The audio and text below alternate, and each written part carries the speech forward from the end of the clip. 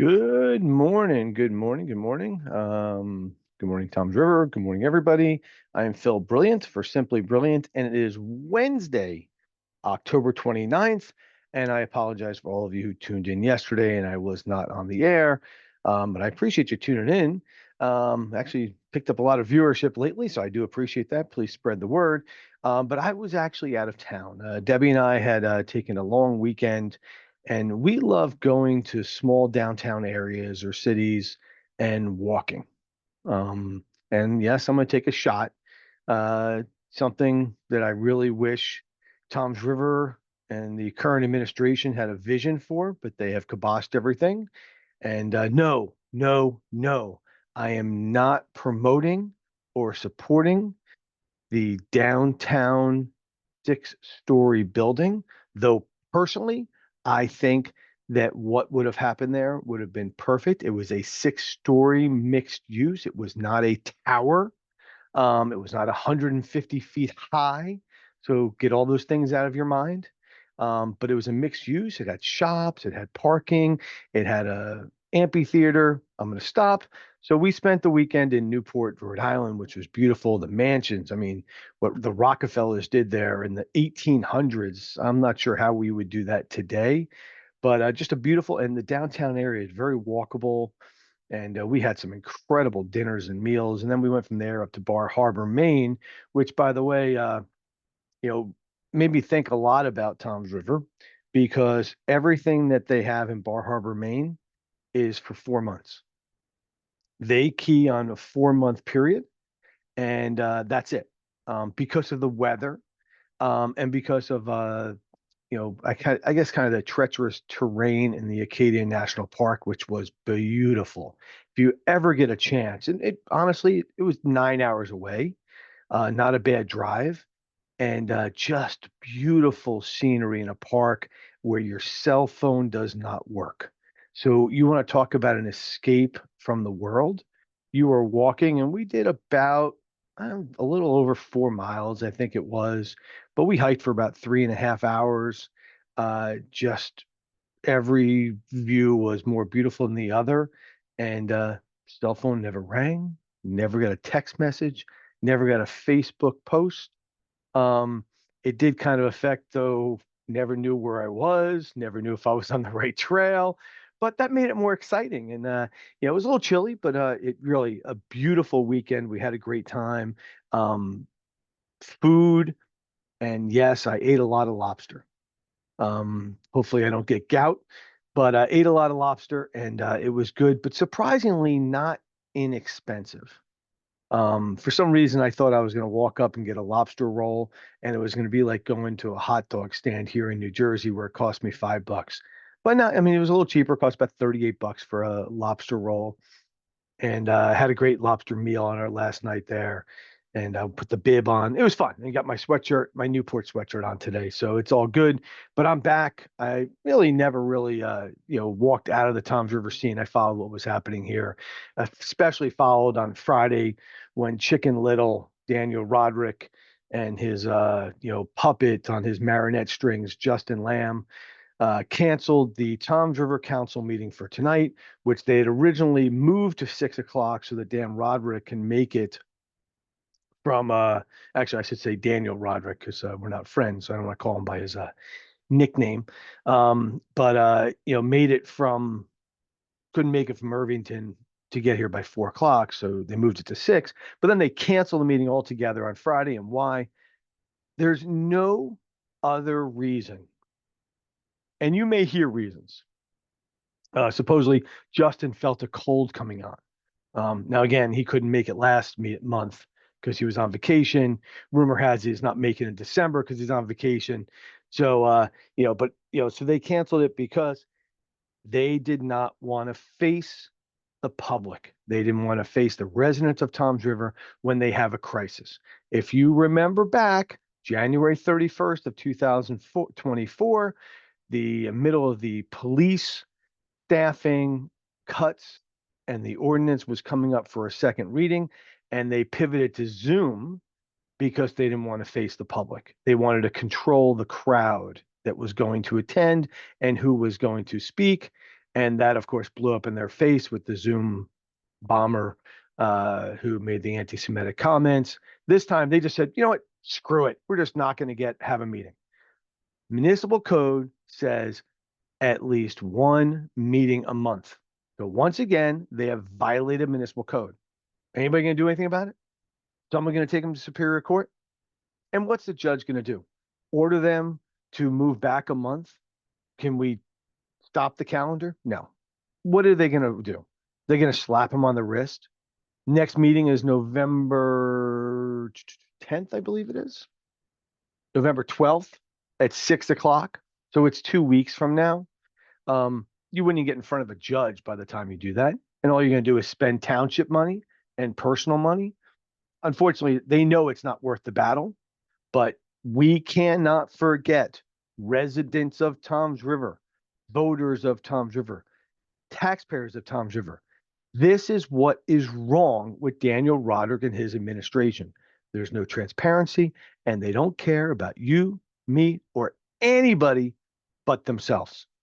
They put themselves in a closet, didn't want to talk to the public. Of course, what happened at the proposed Clifton Avenue Park, there's still more coming together. It is still shut down. It did not reopen for construction purposes. There is asbestos in the soils. There's asbestos that was removed from the site. These are facts. And there is, though I have not been able to finalize it, there is a rumor floating around that there were 2 underground heating oil tanks that were found, but I'm still looking to substantiate that. But that's where we are. But tonight at 5 o'clock at Town Hall, there will be a meeting held by Councilman Quinlisk, Councilman Nivison, and Councilman Sikosi. So there's 3 of them, so it's not a quorum. And they'll be joined by special guest. I love how that says special guest. 2 people running for the ward seats in Ward 1, which is Robert Bianchini, and the Ward 2 seat is Clinton Bradley. But everybody in the community is invited to come and not only listen to what my ear itches, I apologize, not only listen to what their thoughts are of the vision of Toms River, but also take questions and answer questions from those people in the public with no time frame. Hopefully, we're not going to be there until midnight, because I don't think we will, because I think we're going to get kicked out of the building. But we'll see how that goes, because I'm quite certain Daniel Rodrick is not happy about this happening. And he controls everything in town. Do not forget, I didn't vote for him. The people of Toms River, who did vote for him, elected the most powerful mayor of New Jersey, because he has that authority to be able to close the building if he wants to, just like he just changed the trick or treat. As a kid, I remember putting a raincoat on. Now I understand, I guess they're saying a nor'easter. I guess they're saying it's going to be pretty nasty, so I can understand that. And we don't want kids out. And by the way, 12 years ago today, Superstorm Sandy affected us here at the Jersey Shore. I know my house personally was affected. I live in Silverton. I had no power for 15 days or 18 days? I don't even remember now. And it really sucked. Had no gas to get into my vehicles. It was a difficult time, and but we made through it. But that was 12 years ago today, by the way. No, it's got to be 13 years ago today. It's not 12 years, it's 13, because that was 2012. And so they have postponed. They've moved trick or treat to Saturday, November 1st. Again, remember, this is Toms River. We would have trick or treated on October 30th, because the parade, which still is currently scheduled, is Friday night, the 31st. And that kicks off at 7 o'clock. And then Saturday will be trick or treat, but they didn't put out any times. So, you trick or treat when you would have come home from school. Do you trick or treat starting at noon? I would tell you, be respectful, trick or treat. And if you're giving out candy, make sure you got a lot of it, because it could be a long day and night of handing out candy. The election is now 6 days away, believe it or not. I'm very happy for that. I love my coffee. Very happy for that, because then I will not get this crap in my mailbox anymore. This was George Loebman's letter to me about the Board of Education, which basically says that the school board is responsible for a 13% tax increase this year and a 9.9% tax increase last year. Lies, lies, lies, lies, lies, lies, lies. Okay. Did I say it lies?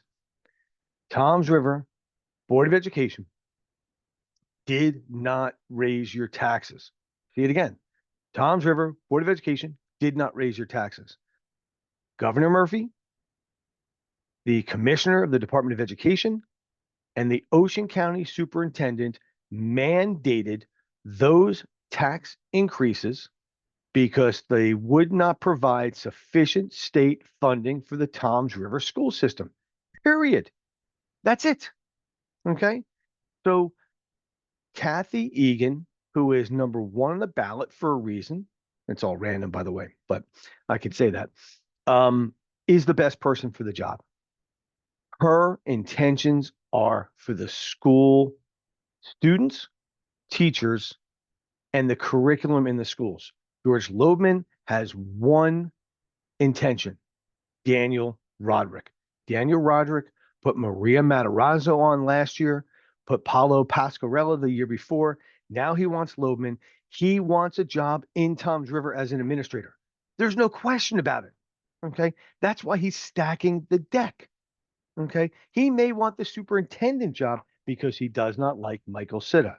And then I got another flyer. Let me go through my pile here, which talks about giving the superintendent Michael Sitta a new contract and raising his salary from $228,000 to $308,000. Okay. First of all, the numbers are wrong. Michael Sitta, by contract, was to get a raise every year. He has not taken a raise in 3 years. He has not followed the contract he has. He has declined those raises.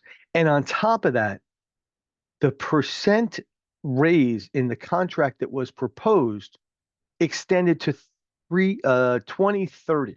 Okay, so 5 years from now. In 2030, he would have made $300,000 if he had signed that contract. Okay, everybody deserves a contract. If you're a union employee, I guarantee you're working under a contract. And if you don't get a contract, you strike. Have we seen Michael Sitta stop working? No way. He's working for everybody in this town because he is born and raised. He went to kindergarten in this town, and he's gone straight through and stayed here, came back, and he is going to be our superintendent, hopefully for a long time. Kathy Egan needs to be on that Board of Education, not George Loebman, with his glamour shot on the front page of the flyer, okay, who is strictly running. And my guess is if he wins, they're going to appoint somebody to replace him because he still wants out of Toms River. As he said, he has always wanted out of Toms River, selling his house.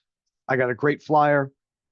I don't know how to do these things because you can't really see them. If I go back here, how's that? Ward 3, write in James Quinn Lisk. If you are in Ward 3, get out. Write in James Quinn Lisk, Quinlisk. Make sure to do that because we need him in Ward 3. And I keep pointing that out because no matter what happens in the 3 other wards, okay, yes, I am supporting Robert Bianchini in Ward 1. I am supporting Clinton Bradley in Ward 2. I am supporting David Zuccosi in Ward 4, excuse me, okay? If they win, or by some chance their opponents win, I'm supporting them though. Ward 3 is the majority vote. If you can get Ward 3 and Bianchini, Bradley, and Zuccosi win, you have 4. Hopefully, Councilman Nivison will vote with them. That's 5. Can overturn Eddie veto of the mayor. That is key. Key. You can have the majority. That's a simple majority. Okay. If an ordinance goes through, the mayor can veto it. But if you have 5, the council can override vetoes of the mayor. Very important. And that's why we need James Quinlisk, Quinlisk, Ward 3. It's a write-in. His name's not on the ballot. Go to the side. Type in James, Jim, whatever you want to do. Last name, Quinlisk. Say it with me. QUINLISK and hit submit. Very important to do that in Ward 3.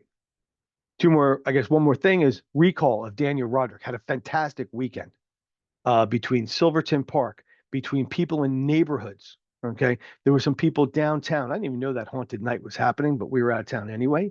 We're going to keep going. We're going to January 25th. We are currently at, I think, 87 days left. We will keep pushing. We're going to do a count, probably come out with it either this weekend or Monday. We believe we're over 6,000. I got piles behind me. Piles came in while I was away. And, keep going. By the way, I always say if you take 400 people and they each get 50 signatures, that's 10 pages. That's 20,000. We meet the number. We're going to keep going. I have noticed around town as I came back in, every one of the recall Daniel Rodrick signs that were put up are gone, gone, gone. So they're still taking signs down, but we'll move on. We'll overcome that because it's the people of Toms River who need to recall Daniel Rodrick. And once again, he is showing that all that matters is Daniel Rodrick. He cancels a meeting because he cannot face you, the taxpayers, the voters of Toms River, who put him into that office. Let's take him out of that office. Two big questions keep coming up. One, who is going to replace him? Now, you're really getting ahead of yourselves. We need 18,464 signatures for a special election. We get a special election. We need to win question one, which is, do you want to recall Daniel Rodrick? If we win question one, then you go to question two, which is, who do you want to replace Daniel Rodrick? And on that ballot, you will have one person from the Republican Party, one person from the Democratic Party. They will have to submit their petitions based upon the support from their party. And then as many independents or non-declared Democrats or Republicans who can garner 250 signatures on a petition. Those are the people we're most interested in right now. We want to hear from, and we have heard from a few. You will not hear their names until after Election Day because we don't want to interfere with the current election. Second part to it, which, wow, just completely slipped my mind, and I'm really getting old. The second question people ask is, oh, wow. Oh, will my name be told? Will it be disclosed? I'm scared, all those different things. 18,464 signatures. We submit the petition. It is operable. They will know you signed. We don't meet that mark. It will be thrown into the garbage. It will be burned, whatever we end up doing, and we will not have to submit it, so your name will not be disclosed. But we are determined we are going to meet that mark because it's important for Toms River to recall Daniel Rodrick now. We cannot wait to the election of 2027 because of the destruction he has shown in this town. The disregard for the taxpayers and the voters will only be more evident and more predominant if we keep him on as mayor for 2 more years. Can't happen. I'm Phil Brilliant. I really appreciate you joining me every time I do this. I'll be back tomorrow morning because tomorrow is Thursday. But today is October 29th. I'm Phil Brilliant for Simply Brilliant. Have a fantastic day.